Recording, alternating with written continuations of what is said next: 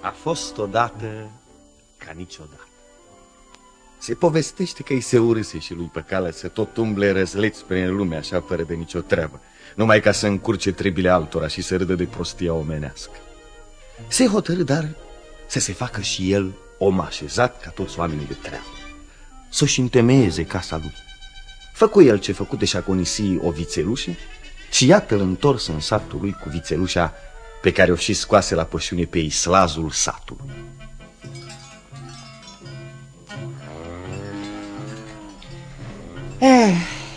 Că de ce oare e izlazul izlaz, dacă nu pentru ca să-l pască vițelușele oamenilor?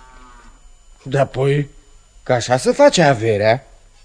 Păscând vițelușa s-o face vițea, vițeaua juncă, junca se face vacă, vaca te dăruiește cu un vițel, iar vaca cu vițelul o vinzi, ca din prețul ei să cumperi 7 vițelușe și să le trimiți și pe ele la pășune în izlazul satului. Hai, Florica, tati, și dă-i de zor, că știi ce gânduri am eu cu tine. Așa că îndeamnă-te și paște. Paște tot iarbă grasă și aleasă.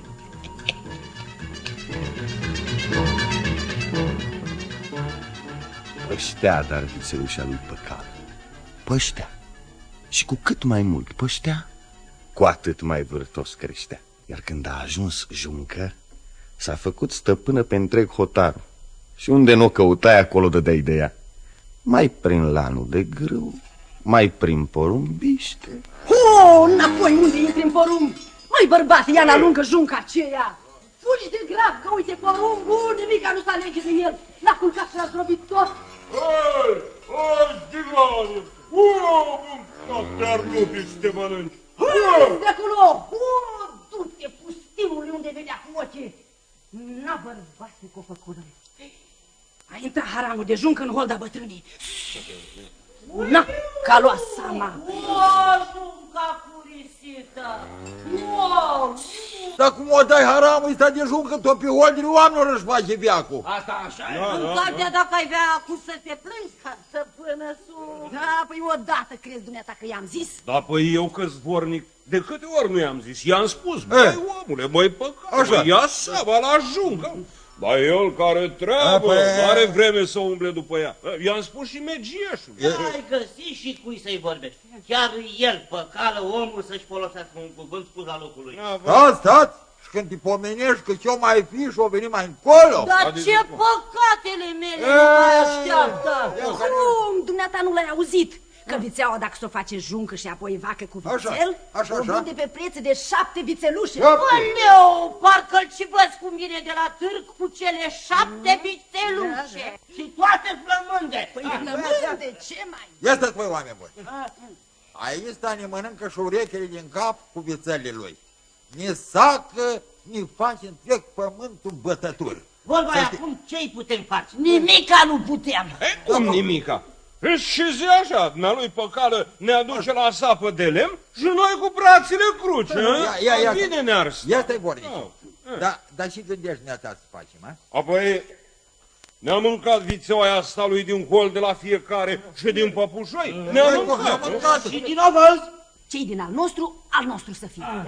Să o împărțim între noi, parte dreaptă. Nu vreau. Nu, eu nu vreau. Auzi-o, după ce le-a prăpădit bunătate de cânepă, să aștept să se întoarcă stăpânul s-o din târg cu de 7 ori 7 vițelușe. Ce mai? A lui e pielea, că atât era vițeaua când a adus-o Păcală. Piele și os. Atâta să-i zvârlim și noi peste gard. Pielea vițelului.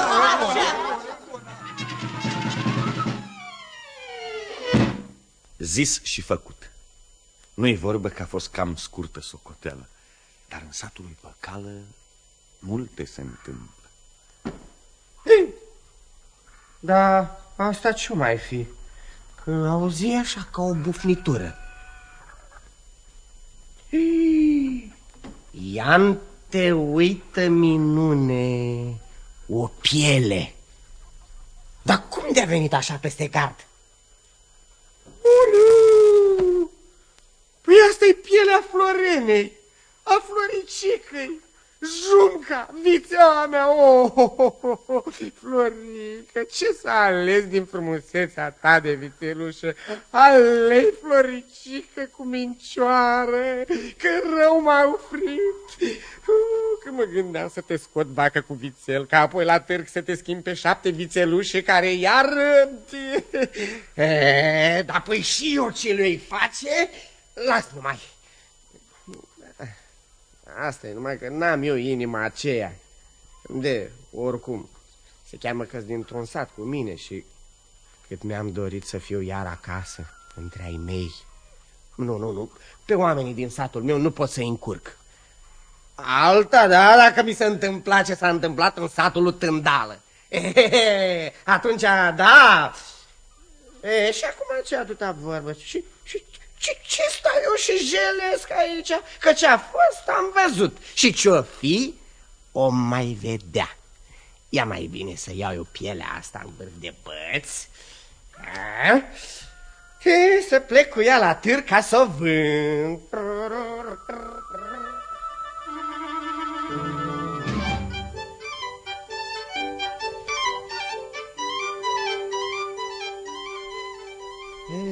Și iar ajunse pe cală pe drumul și merge, zi de vară până în seară.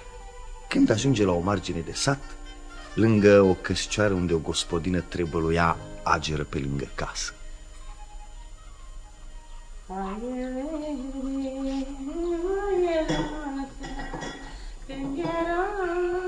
Bună seara și bun găsit, dumitale, femeie! Seara bună și dumitale, călătorule. Da, deaba te-ai oprit să noptezi, că bărbatul mi-i dus de acasă în pădure după lemne și eu mai mulțumit și eu pe unde s-o nimeri. În vreun ungher de casă, în șopron, în pridvor, unde o fi? Hai, vezi de drum ți-am spus. Cine dracul a mai adus și pe asta tocmai acum când mă pregăteam să mă ospătez în lege. Dar să tac și să nu-i vorbesc, că până la urmă tot o pleca. Ia că pleacă. Așa, bine că s-a dus. Ia, să fac eu acum. Ce-o mai fi și asta? Parcă amuțise, așa nu mi-a vorbit. Și doar muierele se știe că-s vorbărețe și doritoare să afle toate câte sunt în cer și pe pământ. Iar dânsa nici că de unde vin, nici cum am umblat, trebuie să fie ceva la mijloc.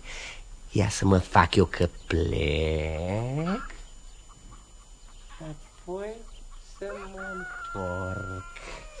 Așa, na că m-am întors. Ia acum să vedem ce se petrece aici.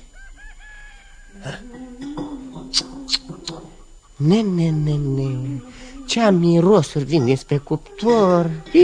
Și uite pe vatră cea mai grămădislăț, e la cald. Și mâncăruri, și plăcintă, și porcel fript, și coastă opărită cu varză călită. Păi ăsta e un ospăț, nu alta. Oleu că nu mai pot. Și porcelul frumos și rumen, să-ți pocnească șoricul în dinți când îl crânțări. Plăcintele aburesc și apoi rachiul pe masă, vinul la apă rece. Purtam coadele pe spate și mâncam pe săturate. Vai, leu și vai de mine, că ăsta e bărbatul meu. Dar ce-o fi pățit că se întoarce? Dar ele, că-l știu eu. Aoleu, și după mers, și după tușite. Ia uite-te. Na, ele, ce mai? Aoleu, Iete-te, prăsnelul de femeie ce-i mai merg mâinile. Și cum strânge și tosește tot ce a fost la față. Și rachiul, și vinul, și purcel, și plăcinte, tot, nimic n-a mai rămas. Ei, da, era și vremea că omul acela cu carul numai ce a intrat, te pomenești că o fi bărbatul său. Dacă uite cum întoarce carul, ca gospodarul, o grada lui. Da. Bine te-ai întors, bărbate. Apoi binele ăsta pe dușmani. Ce-am pățit. Numai eu știu cum de-am ajuns acasă. S-a frântos în drum. Lasă, sănătate să fie, că potrivești tu altă osie și pleci mâine iar la pădure. Da, așa îmi spuneam și eu. Dar omul cela de afară de pe privatul cine? Un drumeț străin, un călător. Dar băi, parcă plecase. O să fie întors cu dumneata. Mi s-o fi luat pe urmă, n-am luat seama. Da, una și cu una fac două, că treabă n-am făcut, dar de flămânzit tot am flămânzit. Ia, dăm ceva să-mi buc. Ce-o fi, nu mai sunt potolească foame. Vai, săraca de mine, dar de unde să am? Era să te aștept pe mâine. Dar las că-ți fac eu de grabă o mămăliguță bună ca să o mănânci cu zămuță de usturoi. Așa. Uite acum. Așa, mămăliguță să fie. Cine stă să mai caute? Da, ia poftește și ne-a dă călătăle. Ia să vă spătesc cu noi. Și din ce o ție, din ce s-o găsi? Ia poftește că pune femeia o mămăliguță bună ca să o mănânci cu zămuță de usturoi. Bună și măliguța. Bună și zama de usturoi. Da, bă, e bună, e sigur că... Acum nu spun că a stricat un rachiu. Dar dacă nu, asta așa e. Da, ce cu pielea aceea cu os grepțe în șopați? Ia uite că iar da e nea. Ține-ți gura, Sluto. Cui vorbești, omule? După câte bag seama, cu pielea de juncă vorbești și cu nimeni alt. Gura ți-am spus. Ce toți trebuie să-ți ție gura? Apoi, rog-mă de iertare, dar nu poți spune, știți? Dar spune, omule, că o văd că e piele ca toate pielele. O piele de juncă acolo, na. Apoi pielea ar fi de piele, dar așa cum o vezi, nu-i piele, ci proroc, care știe toate cele neștiute și vrea mereu să spună lucruri de nespus. Da. Ce vrea să spună? Păi e... s-o duc numai la urechi. Hei. Mare minune. Zice să cauți că la capătul patului ai să găsești rachiu. Hai să vedem. Ia să vedem. Da. La capătul patului a spus? Da. Iete, minune, o stilă de rachiu. Ia uite, da, o stilă. Cine o fi pus-o oare? E taină, nu se poate ști. Și ce mai zice prorocul? Da, ce mai zice? Păi să o pun la urechi. Ia să vedem. Auzi, cam? Bun, am înțeles. Destul. Ce zice? Ce mai zice? Zice că să cauți după cuptor că vei găsi un purcel fript. Un purcel fript? Da. Ia uite, auzi dumneata lucru ciudat. Ce mai zice? Zice că să cauți sub pat, că găsești vinul. Vinul? Și apoi auzi că în cuptor ar fi costiță pe varză călită și plăcinte aburite. Ia-te, uite și plăcintele aburite, da. Cât am trăit eu până azi și poate că o să mai trăiesc încă pe atâta, dar de așa minune nu am auzit și nici că mai auzit cândva. Până și plăcinte să-mi găsească și încă aburite. Apoi poftește la masă, hai, vin și tu, femeie, lasă-mă liguța cu zeama aia de usturoi. Ia, poftim să vezi ce aici.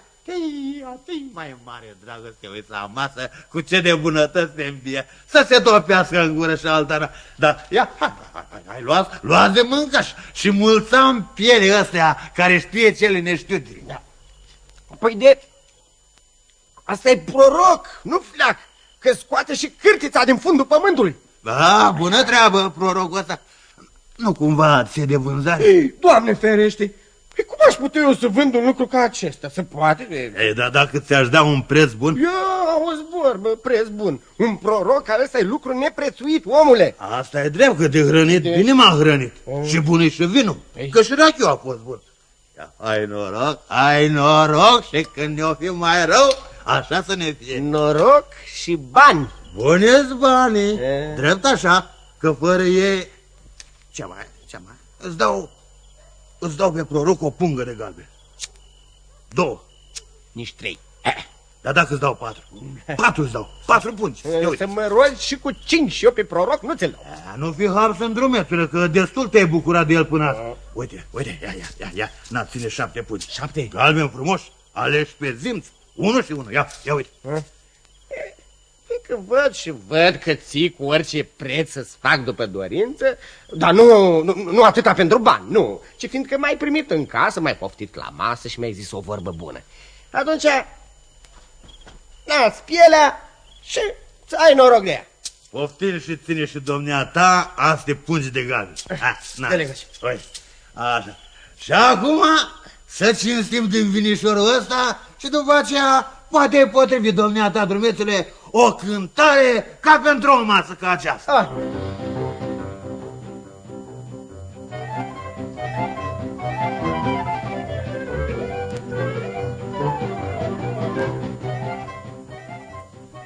Cât a ținut masa cu vin și cu cântece, eu nu mai spun. Că la asta treabă știu că era tare păcal. De ajuns că a doua zi după ce și-a luat rămas bun de la cei de-ai casei și-a călcat o bună măsură de drum, numai ce-l ajunge din urmă femeia omului unde a mas peste noapte. Mai străinul cela! Drumețule! N-auzi? Stai și nu ți-ți pasul! Dacă s-a răzgândit bărbatul și-a fi trimis-o după cele pungi de galben. Stai că nu mai pot! Da? Nu mai pot! Te-a trimis bărbatul, știu eu, nu? Nu că el nu știe. Vin de la mine. Ce mai încoace încolo? Omule rogute, ia înapoi puterea prorocului cela de piele. Cum? Pentru asta ai alergat? Fă ce-i face și ia-i puterea. Cum îi face, cum îi drege? Ce-i fi știind dumneata? Știu eu. Potrivește ceva să se facă iar piele ca toate pieile și ia-i puterea prorociei. Că nu-i degeaba. Poftim. Ține 7 pungi de galben. Cât ți-a dat și bărbatul meu? Ce spui? Păi, ce pot spune? De pagubă să ferește omul, dar de câștig niciodată. Ai spus ceva? Păi, da. Dacă vrei să-și piardă puterea, să opărești pielea cu apă de izvor strecurată prin site deasă. Numai atât? Atât.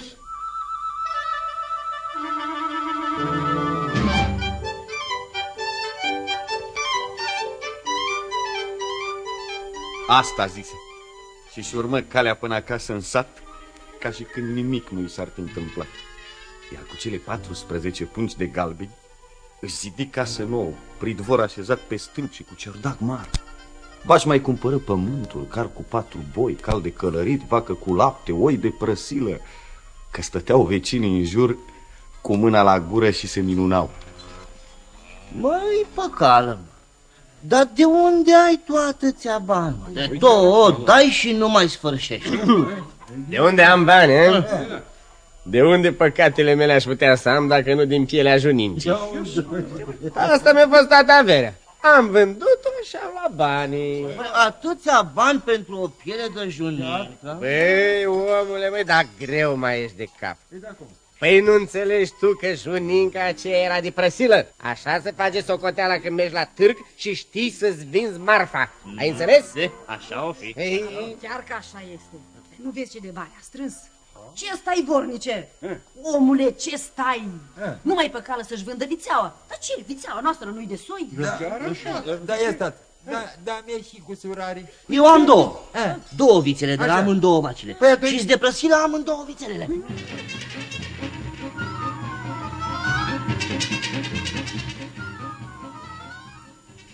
Zi satului păcală și pace. Se puseră dar de grab de ștăiară cu toții junincele de prăsilă. Mâncară din carne cât au dovedit să mănânce și cu pieile drept la târg să le vândă cu de 7 ori 7 prețuri. Numai că socoteala de acasă se știe. Și s-au întors ca vai de ei în sat. Vai de ei, dar vai și de păcală. Ia uite-l ce ne-a pus să ne ucidem vițelele ca să ne alegem cu paguba și cu batjocura. Aista și-a pus în cap să ne aducă la sapă de lemn.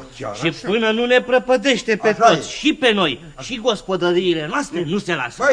Băi, apoi o să vedeți dumneavoastră. Aici își dă foc la casă ca să le dăm și noi la ale noastre. Dacă să sară în fântână ca să sărim și noi toți după el. Ba, asta nu o să facă. Copilă, ce știi tu? Te potrivești tu la unul ca păcală, cum aduce și întoarce el lucrurile. Uite să spune și vornicul. Ce moendoi, Ce vorbiți ei, copilaia asta nu e un pagubă, că nu și-a tăiat vițelușa. Adevărat? Nu m-am îndurat, că nu mi-a fost de bani. și de vițeluș. Nu i-a fost de bă. Hai, vorbă lungă, sărăcie. Ori ne scăpăm de el, ori pierim cu toții ca vai de noi. Să ne scăpăm, asta spun și eu, dar cum? Să-i tăiem boii și vacile și oile și calul de gălă. Nu! Hei, nu! Stai, oare, să-l gonim din sat. Și asta se poate. Dar poți ști că nu se mai întoarce după aceea? Dacă vreți și ține să ne scăpăm de el, Cum dacă vrem și ținem? atunci una rămâne. Care? Să-l aruncăm în râu, unde va fi apa mai adâncă, pentru ca să nu mai poată ieși la față.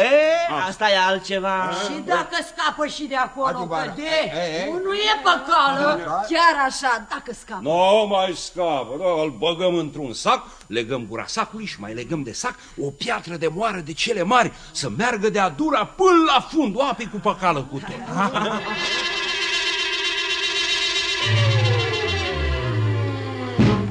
Iar zis și făcut. Pe loc au găsit și sac, și funie, și piatră de moară.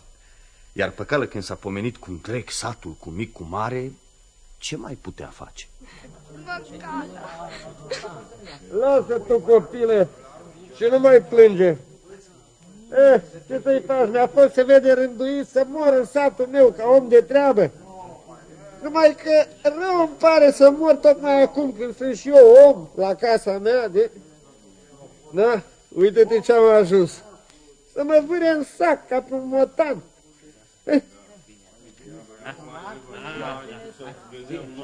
Și acum unde s-ar fi pornit? La râu? Parcă așa am auzit, ca să mă nece.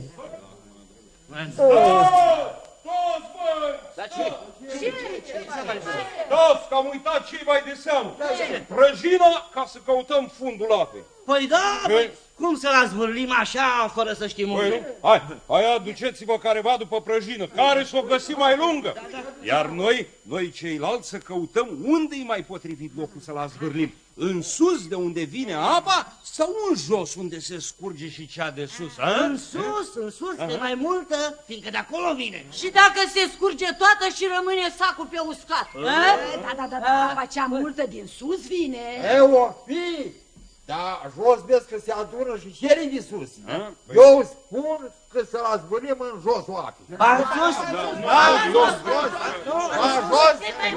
bine acum. Stați că a venit și acela cu prăjina.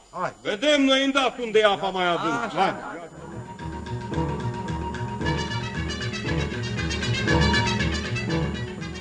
Cât umblau ei de-a lungul malului să caute fundul cel mai adânc, iată că vine un jelepar dintre aceia care țineau socoteala vitelor.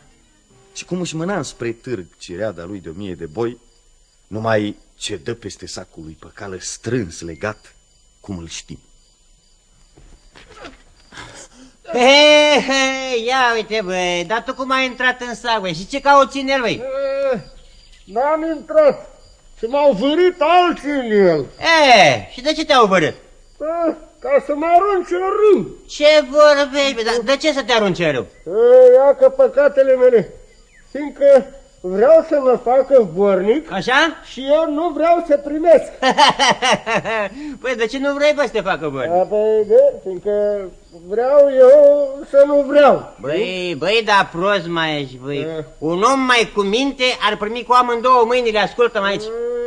Un om mai cu minte și poate când nu poate prostul. Haide, dacă te simți destoinic... Păi mă simt, sigur că mă simt. Intră în sac. Așa. Și când vei vedea că voiesc să te arunce în râu, spune-le că primești să le fii vornic. Păi sigur că primești. Hai, repede, până nu vin, dezleagă gura sa. Așa. Și acum ce fac? Acum intră de grabă. Aici în sac. Așa. A intrat. Am intrat aici. Așa. Auzi, băi! Păi, de intrat am intrat. Hai, leagă, că mai încolo când mă întoarce eu vornic în sat, o să vezi tu.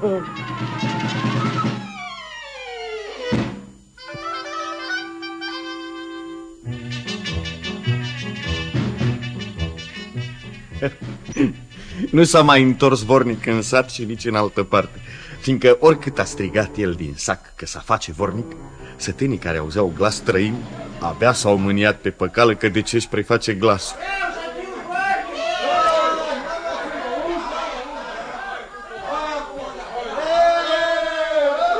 Și 1, 2, 3, bâldăbâc îl aruncă în apă. Abia suflară ei ușurați că au scăpat de păcal și când dau să intre în sat, pe cine îl văd în cerdacul casei? Ba curtea lui cea largă abia că-i plină de vite, boi, porumb, de soi ales.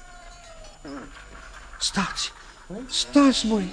Stați că am încremenit și nici să mă urnez din loc nu mai pot. Ia uite! Băi, Băcală! Băi, stai, tu ești, băi!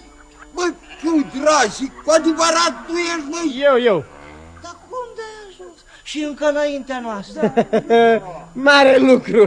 Cum ați ajuns și voi? Tot pe drum. Dar te-am aruncat în râu. Așa, apa râului e rece și te face mai sprinten de cum ai fost. Băi, mare minune! Ăsta nu mai scos la capăt. Ia că l-arunci legat de o cheatră de moară în apă și se întoarce mai degrabă decât tine acasă. Dar vitele cele multe și frumoase, de unde le ai? Păi de unde să le am dacă nu de acolo de unde m-ați lăsat voi? Și cine ți le-a dat? Cine să mi le dea? Le-am luat eu. Ia omul cât poate și ce nu poate lua mai lasă și pentru alții. Ce vorbești? Ia, hai! Ia uite-i ce fug de rup pământul. Te pomenești că aleargă înapoi și se azvârlă în râu ca să iasă fiecare cu ce poate. Care o vacă cu lapte, care o păreche de boi. Aici te lacomcez. Acum gata. Primesc-i ce li se cuvine. Dar tu, copilița aceea de acolo, tu de ce n-ai alergat și tu cu ceilalți să dobândești vreo vacă cu lapte? Păi avem vaca noastră. Da? Atunci vreo juncă, o vițeacă, le-ați tăiat pe toate. Nu, că eu nu m-am îndurat să o tai. Etete, va să zic că s-a mai găsit o fărâmă de omenie și în satul ăsta al meu. Păi atunci cum să mă arăt eu altfel și să-i lasă să se nece toți? Nu-i drept și nici bine. Că după aceea, cu care mai schimb o vorbă? O glumă cu cine să mai fac? Hei, roi bucela! Ia vin să te încerc cât te țin potcoavele. Hai, la grabă, frățioare, hai până nu s-au înnecat.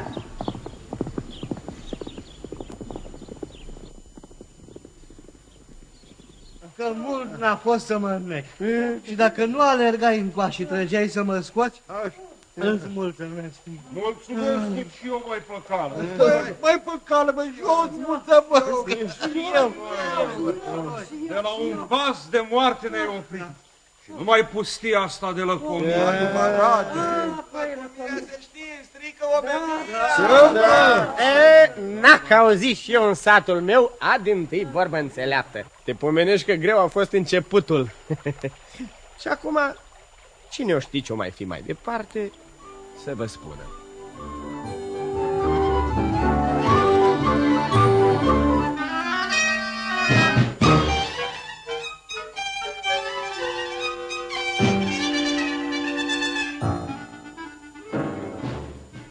Ați ascultat Păcală în satul lui, de Ion Slavici, dramatizare de Mihail Davidoglu.